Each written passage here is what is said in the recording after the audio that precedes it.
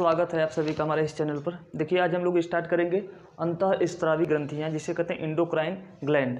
ग्रंथियाँ दो प्रकार की होती हैं, एक होता है एक्जोक्राइन और एक होता है इंडोक्राइन। एक एक्जोक्राइन मतलब बहिस्रावी ग्रंथियाँ और अंतःस्रावी ग्रंथियाँ। तो सबसे पहले ग्रंथि जो होती है वो दो प्रकार की होती है, एक कोशिकीय ग्रंथि और बहुकोशिकीय ग्रंथि। ऐसी ग्रंथियाँ जो केवल एक ही ग्रंथि पर आधारित होती है उसे कहते हैं एक कोशिकीय ग्रंथियाँ। और जो एक ही प्रकार की कई कोशिकाएं मिलकर जब किसी ग्रंथि का निर्माण करती हैं उसे कहते हैं बहुकोशिकीय ग्रंथियाँ। तो बहुकोशिकीय ग्रंथियों के अंतर्गत आते हैं दो प्रकार की ग्रंथियाँ, एक को कहते हैं अंतःस्रावी और एक को कहते हैं बहिःस्रावी। अंतःस्रावी ग्रंथि किसे कहते हैं? जैसे हमारा शरीर है, ये मान लीजिए कि हमारा शरीर है, इस हमारे शरीर में जो ग्रंथियां हैं, अगर इनके जो अंतःस्रावी ग्रंथि है, ये अंतःस्रावी जो ग्रंथियां होती हैं इनके द्वारा जो निर्माण किया जाता है उसको कहते हैं हार्मोन। उसे क्या कहा जाता है? हार्मोन। और जो बहिःस्रावी ग्रंथियां होती हैं, बहिःस्रावी जो ग्रंथियां होती हैं उनके द्वारा जो स्रावित होता है उसे कहते हैं एंजाइम। उन्हें क्या कहा जाता है? एंजाइम। अगर आपसे पूछा जाए कि इसे अंतःस्रावी क्यों कहा जाता है और बहिःस्रावी क्यों कहा जाता है, तो अंतःस्रावी ग्रंथि का मतलब होता है कि इनके द्वारा जो हार्मोन का निर्माण किया जाएगा, ऐसी ग्रंथियों के द्वारा जिनके द्वारा हार्मोन्स का निर्माण किया जाएगा और सीधे ब्लड में मिला दिया जाएगा, यानी ब्लड के अंदर मिला दिया जाएगा, इसलिए अंतःस्रावी ग्रंथियां कहेंगे। मतलब जिसके द्वारा हार्मोन्स का निर्माण किया जाएगा, जिन ग्रंथियों के द्वारा उनका हार्मोन्स सीधे ब्लड में मिला दिया जाएगा, तो उसे हम कहेंगे अंतःस्रावी ग्रंथियां। और बहिःस्रावी ग्रंथि क्यों कहेंगे? तो बहिःस्रावी ग्रंथि इसलिए कहते हैं क्योंकि ऐसी ग्रंथियां जिनके द्वारा एंजाइम्स का निर्माण किया जाएगा और उनके द्वारा जो एंजाइम्स होगा वो नलिका के माध्यम से शरीर के अन्य भागों तक पहुंचाएगी। किसके द्वारा? नलिका के द्वारा। डायरेक्ट ब्लड में नहीं डाला गया, बल्कि ब्लड से उसका संपर्क भी नहीं होगा, बल्कि नलिकाओं के माध्यम से पूरे शरीर में फैलाया जाएगा, उसे कहा जाता है बहिःस्रावी ग्रंथियां। इंपॉर्टेंट दोनों होती हैं, अंतःस्रावी और बहिःस्रावी, दोनों ग्रंथियां इंपॉर्टेंट होती हैं। और अगर आपसे पूछे कि अंतःस्रावी बहिःस्रावी ग्रंथि में क्या अंतर है, तो एक तो है कि अंतःस्रावी हार्मोन को स्रावित करता है और बहिःस्रावी क्या करता है? एंजाइम को स्रावित करता है। और एक अंतर है कि अंतःस्रावी ग्रंथियां जो होती हैं ये डक्टलेस होती हैं। डक्टलेस का मतलब नलिका विहीन होती है, मतलब बिना नलिका को होती है, कोई नलिका उलिका नहीं पाया जाता है। जबकि जो बहिःस्रावी ग्रंथियां होती हैं ये क्या करती हैं? नलिका में बहती हैं। इसीलिए तो मैंने कहा ना इसका नाम बहिःस्रावी है, क्योंकि नलिका में बहती है, किसी ब्लड में नहीं बहती हैं। तो हम लोग आज पढ़ेंगे जो इंडोक्राइन यानी अंतःस्रावी ग्रंथि के बारे में ही पढ़ेंगे, न कि बहिःस्रावी। बहिःस्रावी ग्रंथि को हम लोग नेक्स्ट क्लास में पढ़ेंगे, लेकिन आज अंतःस्रावी ग्रंथि। अब सभी के मन में होता है कि ग्रंथि क्या होता है, तो ये समझ लेना कि एक थैलीनुमा संरचना पाई जाती है हमारे शरीर में, थैलीनुमा संरचना पाई जाती है।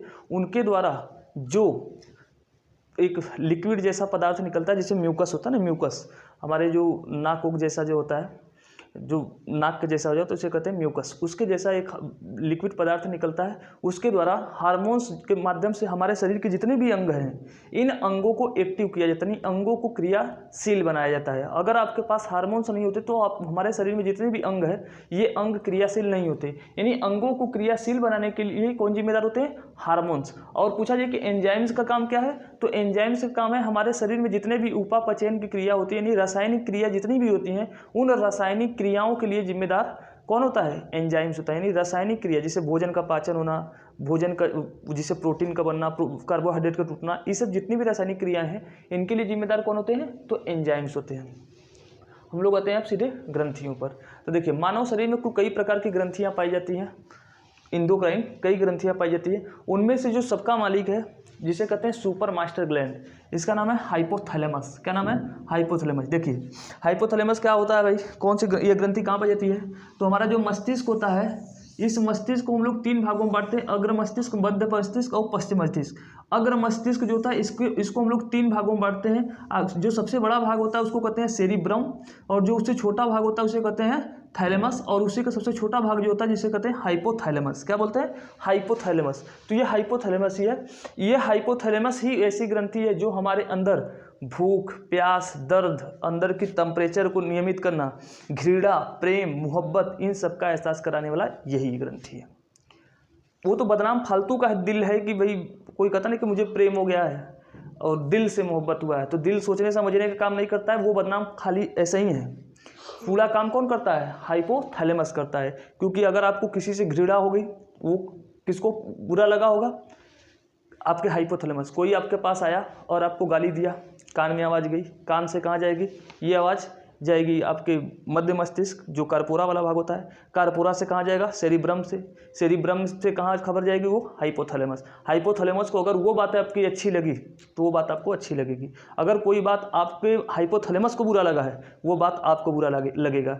तो आप ये ना समझा कीजिए कि कोई चीज़ हमें अच्छी और बुरी लगती है, हमें अच्छी और बुरी कोई चीज़ नहीं लगती है, बल्कि वो अच्छा और बुरा किसे लगता है, हमारे हाइपोथैलेमस को। अगर हमारे हाइपोथैलेमस को कोई चीज़ अच्छी लग गई तो हम उसके लिए तो जान भी दे सकते हैं, अगर हाइपोथैलेमस को कोई चीज़ बुरा लग गया तो उससे हमें घृणा हो जाएगी। तो हम ये शरीर हमारी नहीं बल्कि ये किसके द्वारा संचालित होती है, हाइपोथैलेमस के द्वारा हमारा। तो हाइपोथैलेमस ही वो ग्रंथि होती है जिसने अपने हाइपोथैलेमस पे कंट्रोल कर लिया, वो समझ लेना कि एक तरीके से बहुत महान व्यक्ति, कोई अपने हाइपोथैलेमस पे कंट्रोल नहीं कर पाता। आप सोचिए कि कोई आपके पास आया, गाली दिया और भाग गया और आप उसके पीछे पीछे दौड़ रहे हैं, तो हाइपोथैलेमस ने आप अपने कंट्रोल कर लिया, तो इसका मतलब आप उसके पीछे नहीं भागेंगे भाई, वो आपको चाह रहा था कि आप उसके पीछे भागे और आप उसके पीछे पीछे भाग रहे हैं, तो आपका हाइपोथैलेमस पे कंट्रोल नहीं है। तो बहुत कुछ बातें हाइपोथैलेमस।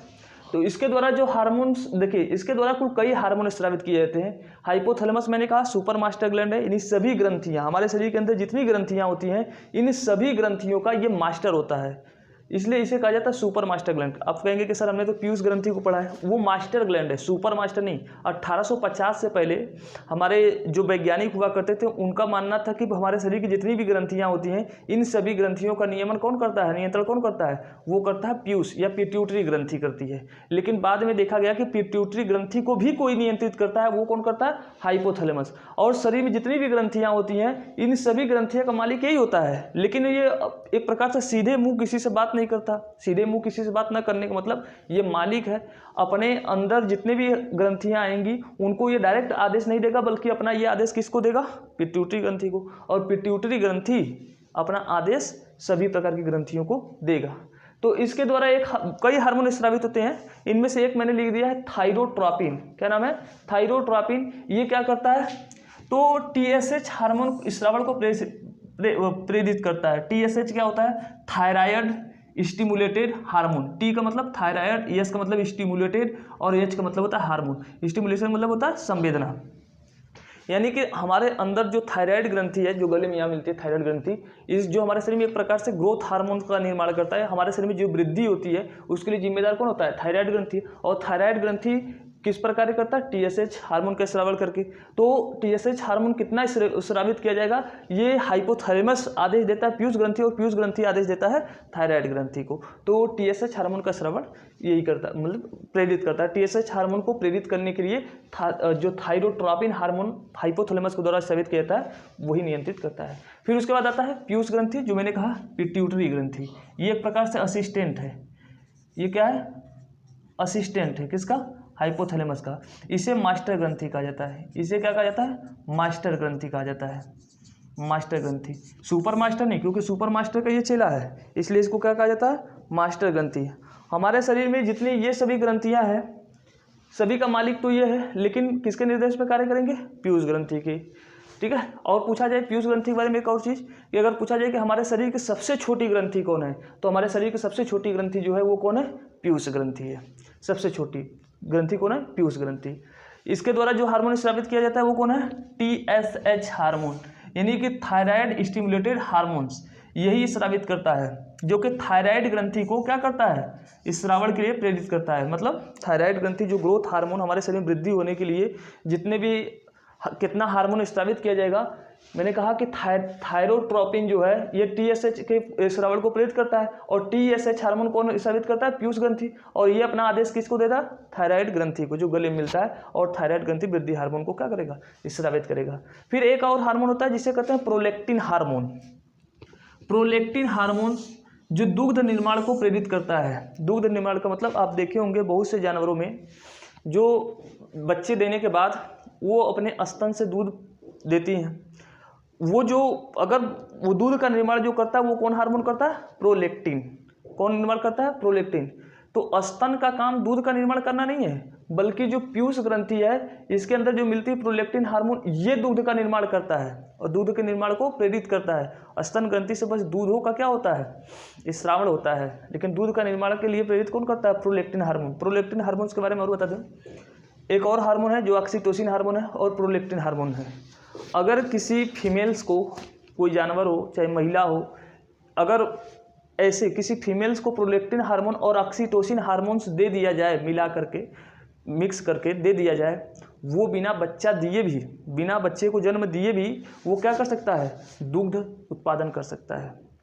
हमारे भारत में इस पर प्रतिबंध लगा है प्रोलैक्टिन प्लस ऑक्सीटोसिन हार्मोन में, लेकिन आप अमेरिका में जाएंगे तो वहाँ पर दूधों का स्रावण करने के लिए वहाँ के जानवरों को प्रोलैक्टिन और ऑक्सीटोसिन हार्मोन दिया जाता है। आप बहुत बार गाँव में भी जानवरों को देखेंगे कि जिनके बच्चे मर जाते हैं तो गाय भैंस जो होती हैं वो दूध नहीं देती हैं।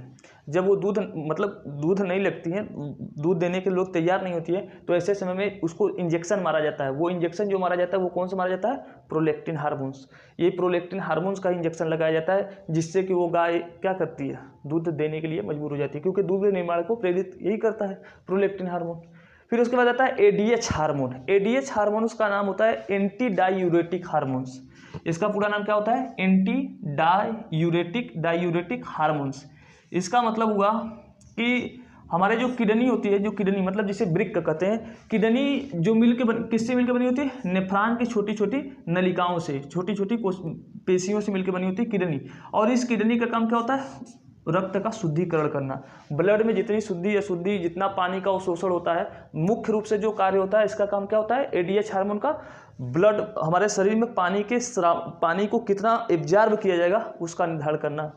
तो अगर हमारे शरीर से एडीएच हार्मोन का स्रावण अधिक हुआ, अगर हमारे शरीर से एडीएच हार्मोन मतलब मस्तिष्क से, पीयूष ग्रंथि से अगर एडीएच हार्मोन्स का स्रावण अधिक हुआ, इसका मतलब जो किडनी होगी वो अधिक से अधिक शरीर में क्या करेगा, पानी को अवशोषित करेगा। अधिक से अधिक क्या करेगा, पानी को अवशोषित करेगा। अगर एडीएच हार्मोन की कमी हो गई तो हमारे शरीर में पानी का अवशोषण नहीं किया जाएगा। तो ऐसे समय में अगर मान लो कि पीयूष ग्रंथि ने एडीएच हार्मोन का स्रावण ही नहीं किया और आपने जो पानी पिया है, तो आपको बार बार मूत्र त्याग के लिए जाना होगा। तो उस बीमारी को क्या कहते हैं, उस बीमारी का नाम होता है डायबिटीज इंसिपिडस। एक बीमारी है जिसका नाम है डायबिटीज इंसिपिडस। इस बीमारी में क्या होता है कि कोई व्यक्ति बार बार मूत्र त्याग के लिए टॉयलेट में जाता है। इस डायबिटीज इंसिपिडस, आपका जन्म हुआ था धरती पर आकर कुछ कार्य करने के लिए और अपने जीवन का अधिकतर समय कहाँ बिता दिए, टॉयलेट में। तो ये डायबिटीज इंसिपिडस है। डायबिटीज इंसिपिडस में क्या होता है कि बहुत बार अगर किसी व्यक्ति के अंदर एडीएच हार्मोन का स्रावण कम हो रहा है तो शरीर से अधिक मात्रा में पानी को बाहर निकाला जाएगा, जिससे आपको बहुत बार टॉयलेट में जाना पड़ जाएगा मूत्र त्याग के लिए, जिससे आपके जीवन के अधिकतर पल कहाँ गुजरेंगे, टॉयलेट में। आप धरती पर आते किसी और काम से और आपका जीवन कहीं और गुजर रहे हैं, टॉयलेट में गुजर रहे हैं। तो डॉक्टर ऐसे समय में क्या करते हैं, जिसको ये बीमारी हुई होती है डायबिटीज इंसिपिडस, डायबिटीज मेलिटस नहीं, जो मधुमेह वाला बीमारी होता है वो नहीं, ये दूसरा है, ये डायबिटीज इंसिपिडस है, याद रहे आपको। इसके लिए आप डॉक्टर के पास जाएंगे तो डॉक्टर क्या करता है, एक थैला लगा देता है। थैला लगा देता है कि जब भी आपको मूत्र त्याग करना हो तो आप उस थैले में क्या करें, अपना त्याग दें। फिर उसके बाद जब शाम होता है तो शाम को अपना जाकर उसको फ्रेश कर लेते हैं, उसको साफ कर लेते हैं या उसको निकाल देते हैं। तो एडीएच हार्मोन इसी के तहत आता है, जिसमें नेफ्रॉन द्वारा जल का पुनरावशोषण कितना किया जाएगा इसका निर्धारण करता है। फिर उसके बाद एक हार्मोन और है ऑक्सीटोसिन हार्मोन। ऑक्सीटोसिन हार्मोन प्रसव वेदना प्रारंभ करना, दुग्ध स्रावण को प्रेरित करना। तो जो देखिए, जब महिला के डिलीवरी के समय आता है, मतलब कोई गर्भवती महिला है, जब उसका डिलीवरी का वक्त आता है तो ऐसे समय में उस महिला के अंदर जो पीड़ा उत्पन्न होता है, उस पीड़ा को उत्पन्न करने वाला कौन होता है, ऑक्सीटोसिन हार्मोन। और जब बच्चा पैदा होने वाला होता है, जब किसी महिला का मतलब डिलीवरी होने वाला होता है, तो जो यहाँ की कमर की जो हड्डी होती है इसे कहते हैं पेल्विक गर्डल, पेल्विक गर्डल बोलते हैं। इस पेल्विक गर्डल को खोलने के लिए, इसको फैलाने के लिए पिट्यूटरी ग्रंथि द्वारा, पिट्यूटरी या पीयूष ग्रंथि द्वारा एक हार्मोन स्रावित किया जाता है जिसे कहते हैं ऑक्सीटोसिन हार्मोन। ये ऑक्सीटोसिन हार्मोन क्या करता है कि जैसे ही स्रावित होता है ये पेल्विक गडल और फैलता है और जो भी मांसपेशियां होती हैं उनमें क्या होता है, और शिथिलन आता है, जिससे बच्चा क्या होता है, आराम से पास हो जाता है। लेकिन अगर कभी कभी किसी महिला में ऑक्सीटोसिन हार्मोन्स का ही स्रावण ठीक से नहीं हुआ, ऐसे समय में ठीक से डिलीवरी नहीं होगा। अब ठीक से डिलीवरी नहीं होगा तो उस महिला की स्थिति खराब हो जाएगी। ऐसे समय में उस डॉक्टर के द्वारा उस महिला को इंजेक्शन लगाया जाता है जिसे कहते हैं ऑक्सीटोसिन। ये करीब 10,000 रुपये मार्केट में आता है। ये इंजेक्शन लगाने के बाद उस महिला के द्वारा डिलीवरी हो जाता है। अगर इस इंजेक्शन के लगाने के बाद भी डिलीवरी नहीं हो रहा है तब फिर उस महिला का क्या किया जाता है, सर्जरी कराकर बच्चे को पास कराया जाता है ऑपरेशन के थ्रू, जिसे कहते हैं। तो ये है कुछ ग्रंथि, पीयूष ग्रंथि। अगर आपसे पूछा जाए कि मास्टर ग्रंथि किसे कहते हैं तो आप कहेंगे पीयूष ग्रंथि। सुपर मास्टर ग्रंथि किसे कहा जाता है तो आप कहेंगे हाइपोथैलेमस। और डायबिटीज इंसिपिडस जो मैंने बीमारी बताई है ये किस हार्मोन की वजह से होता है तो ADH। इसके अंदर और भी कई हार्मोन्स हैं लेकिन जो मुख्य हार्मोन्स है मैंने उसी को समझाया है। फिर उसके बाद जो नेक्स्ट ग्रंथि आती है उसका नाम है पीनियल काय ग्रंथि। इसे कहते हैं हमारे मस्तिष्क की तीसरी आँख, मानव के शरीर की तीसरी आँख। ये जो हमारी माथा है जिसको हम लोग फॉरहेड बोलते हैं, इस फॉरहेड के अंदर अगर माथे के अंदर देखेंगे, इसी के अंदर देखेंगे क्या है, इसी के अंदर ग्रंथि पाई जाती है जिसे कहते हैं पिनियल काय। जिससे बाबा भोलेनाथ की जो तीसरी आँख कही जाती है ना, वो पिनियल काय ग्रंथि को ही कहा जाता है। तो ये जो पिनियल काय ग्रंथि होती है इसके द्वारा दो हार्मोन स्रावित होता है, एक होता है मेलेटोनिन और एक होता है सीनेटोनिन। मेलेटोनिन हार्मोन, देखिए जो सीनेटोनिन हार्मोन होता है ये हमारी निद्रा के लिए जिम्मेदार होता है। यानी हमें नींद कब आएगी और नींद कब नहीं आएगी इसके लिए जिम्मेदार कौन होता है, सीनेटोनिन हार्मोन्स। यानी कि हम जैसे मान लीजिए कि 8 बजे सोते हैं, आज 8 बजे सोए, फिर जब कल 8 बजेगा तो पीयूष ग्रंथि आदेश देगा इस पिनियल काय ग्रंथि को कि 8 बजे मतलब वो टाइम आ गया है इस व्यक्ति का सोने का, आप क्या कीजिए, सीनेटोनिन हार्मोन को स्रावित कीजिए।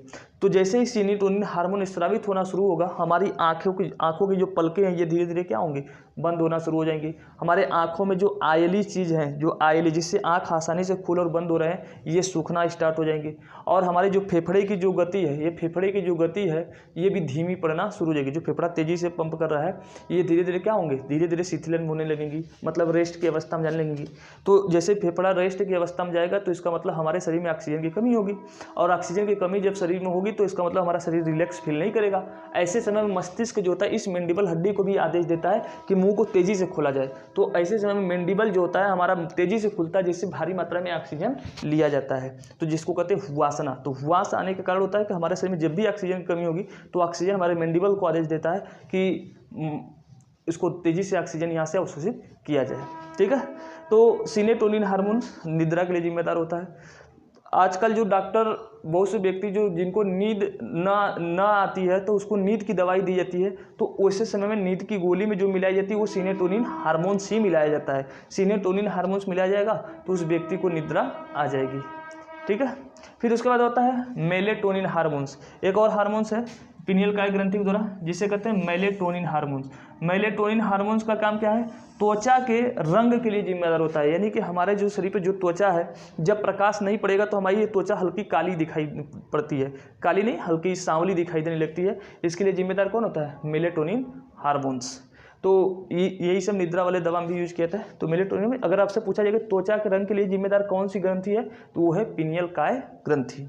फिर उसके बाद हम आते हैं नेक्स्ट ग्रंथि पे जिसका नाम है थायराइड ग्रंथि। क्या नाम है, थायराइड ग्रंथि। इसके द्वारा जो हार्मोन स्रावित किया जाता है उस हार्मोन का नाम है थायरॉक्सिन हार्मोन। क्या नाम है, थायरॉक्सिन हार्मोन। हमारे शरीर में वृद्धि को जो बढ़ावा देता है, वृद्धि को बढ़ावा देता है वो कौन देता है, थायरॉक्सिन हार्मोन। अगर किसी व्यक्ति से अगर किसी के व्यक्ति में जो व्यक्ति अगर एक बच्चा पैदा हुआ उसके पैदा के समय ही हमने उसके अगर थायराइड ग्रंथि निकाल दी, वो बच्चा ही रह जाएगा, वो कभी युवा नहीं बनेगा। जैसे जो मेढक होता है जो छुचमेगी की अवस्था में होता है, मतलब छोटा, एकदम छोटा सा, जिसे कहते हैं टेडपोल।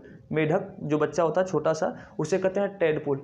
अगर उसके अंदर से हम लोग थायराइड ग्रंथि निकाल दें वो टेडपोल ही रह जाएगा, कभी वो मेढक नहीं बनेगा। और उसको मेढक बनने के लिए, शरीर में विकास और वृद्धि करने के लिए जो जिम्मेदार कौन सी ग्रंथि होती है वो होता है थायराइड ग्रंथि। कौन ग्रंथि, थायराइड ग्रंथि। और उसके द्वारा स्रावित होती है कौन सी, थायरॉक्सिन हार्मोन। और जो इसके द्वारा कौन सा काम किया जाता है, तो वृद्धि को यह बढ़ावा देता है।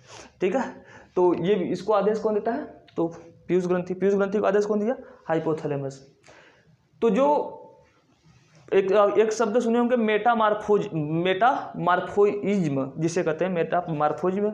तो उसका मतलब होता है कि जो टेडपोल से मेढक की अवस्था में जो परिवर्तन हो रहा है उसी को कहते हैं मेटामार्फोइज्म कहते हैं।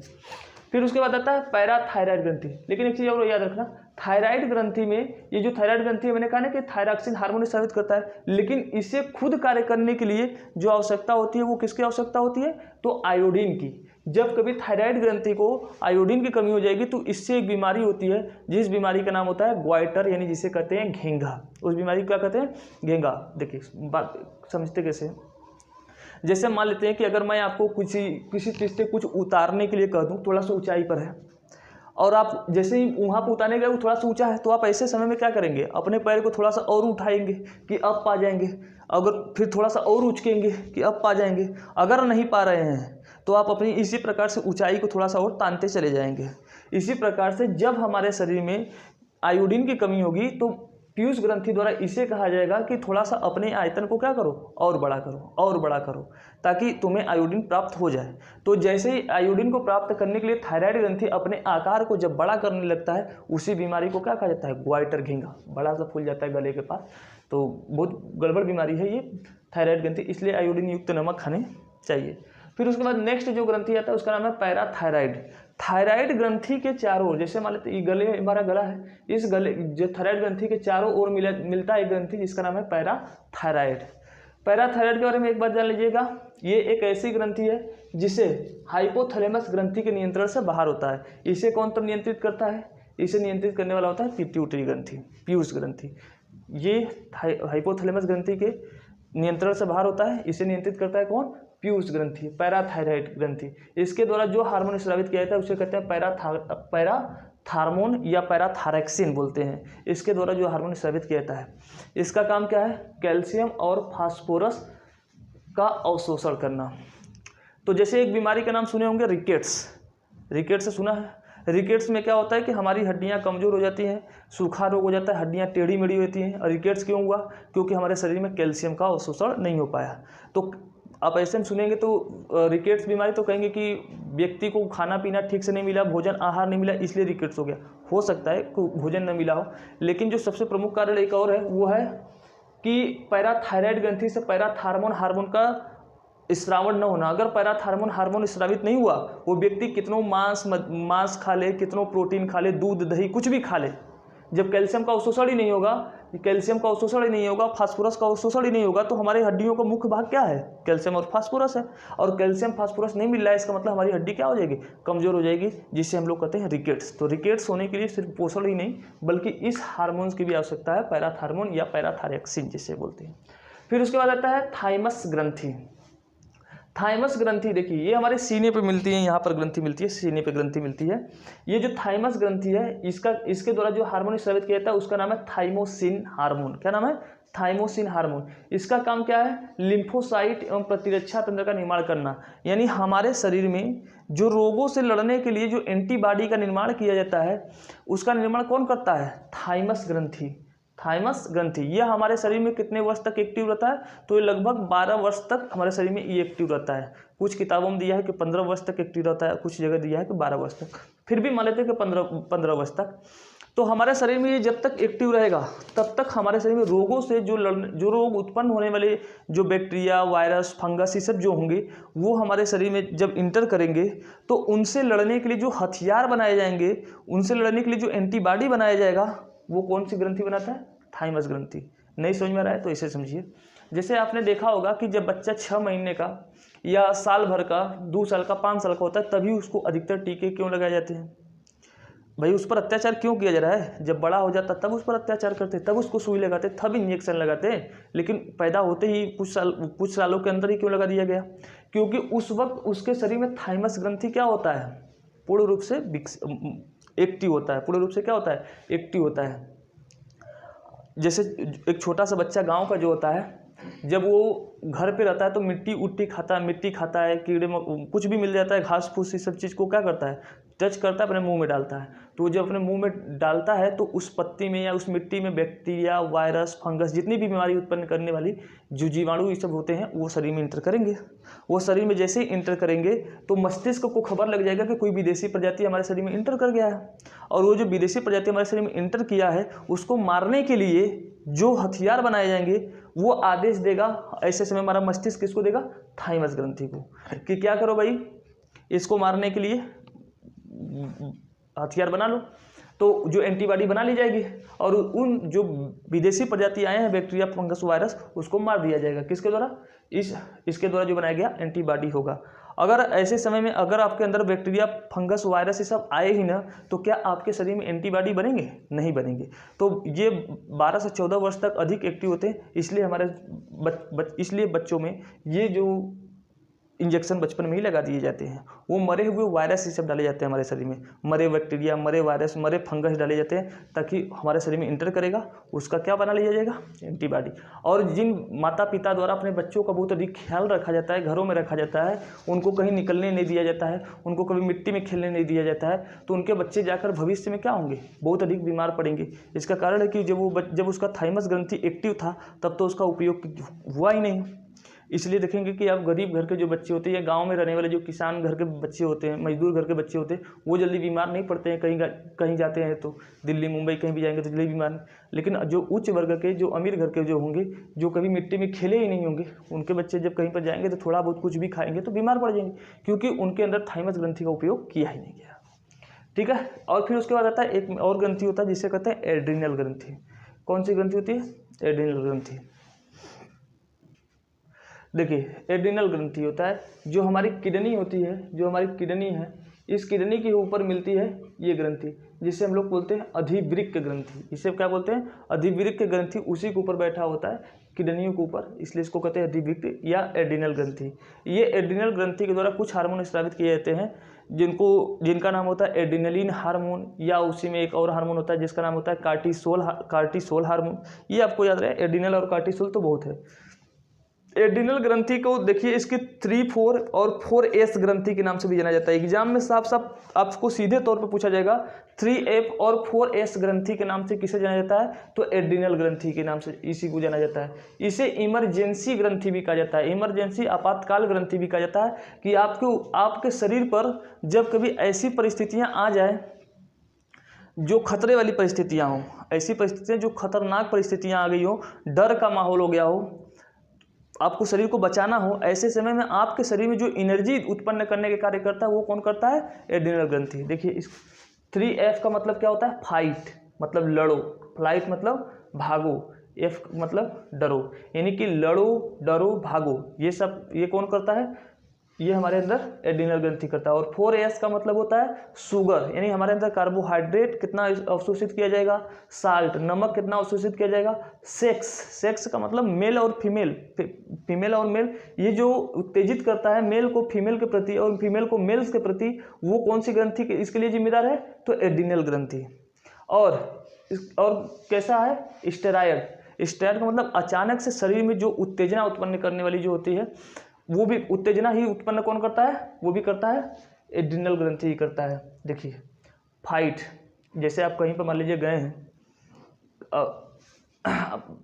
फाइट, आप कहीं पर गए हैं और आपको कोई गाली दे रहा है, और गाली देगा तो आपके कान में आवाज़ जाएगी, तो उसके निरीक्षण कौन करेगा? हाइपोथैलेमस। पता चल जाएगा कि ये व्यक्ति ने हमें गाली दिया, बुरा लगा है। एड्रिनल, वो ऐसे समय में हमारे शरीर को लड़ने के लिए तैयार करना होगा, ऐसे समय में एड्रिनल ग्रंथि, हाइपोथैलेमस किसको आदेश देगा? एड्रिनल ग्रंथि को। एड्रिनल ग्रंथि क्या करेगा? हमारे शरीर में हमको फाइट करने के लिए तैयार करेगा। फाइट करने के लिए मतलब हमारे शरीर में नसों को उभारना शुरू करेगा, गर्मी मतलब एक तरीके से जोश उत्पन्न करेगा। तो फाइट लड़ने के लिए भी तैयार कौन करता है? एड्रिनल ग्रंथि। फ्लाइट, अगर मान लीजिए पता चल गया कि नहीं हमसे ये मजबूत है, तो हमें तेजी से जो भगाने का कार्य करेगा, भगाने का जो कार्य करेगा वो भी कौन करेगा? एड्रिनल ग्रंथि। फियर, हमारे अंदर डर का जो भाव है वो भी कौन उत्पन्न कराता है? एड्रिनल ग्रंथि। अगर हमारे शरीर से एड्रिनल ग्रंथि निकाल दिया जाए और फिर हमें ले जा करके आधी रात को किसी कब्रिस्तान में भी खड़ा करा दिया जाए तो हमें डर का एहसास ही नहीं होगा। तो डर कभी जो भाव उत्पन्न कराता है, कौन करवाता है? एड्रिनल ग्रंथि। डर कोई नकारात्मक चीज़ नहीं है, डर एक सकारात्मक चीज़ है। डर होना चाहिए, क्योंकि डर का मतलब होता है कि शरीर को हम लोग क्या कर रहे हैं? तैयार कर रहे हैं किसी खतरे से लड़ने के लिए। तो डर अच्छी चीज़ है, गलत चीज़ नहीं है। तो शुगर, साल्ट, सेक्स, स्टेरॉइड, ये सब जो मैंने कहा, इसके लिए भी जिम्मेदार कौन है? एड्रिनल ग्रंथि। अभी कुछ ग्रंथियाँ बची हैं, जैसे कि अग्नाशय ग्रंथि बचा है, और कुछ जो लैंगिक ग्रंथियाँ हैं, प्रजनन ग्रंथियाँ हैं, जिसे कहते हैं गुनाड ग्लैंड कहते हैं, ये ग्रंथियाँ बची हुई है। तो उसको हम लोग नेक्स्ट वीडियो में कंप्लीट करवा देंगे। तो सभी इतने ध्यान से सुने सभी लोग, इसके लिए धन्यवाद। बाय और गुड नाइट।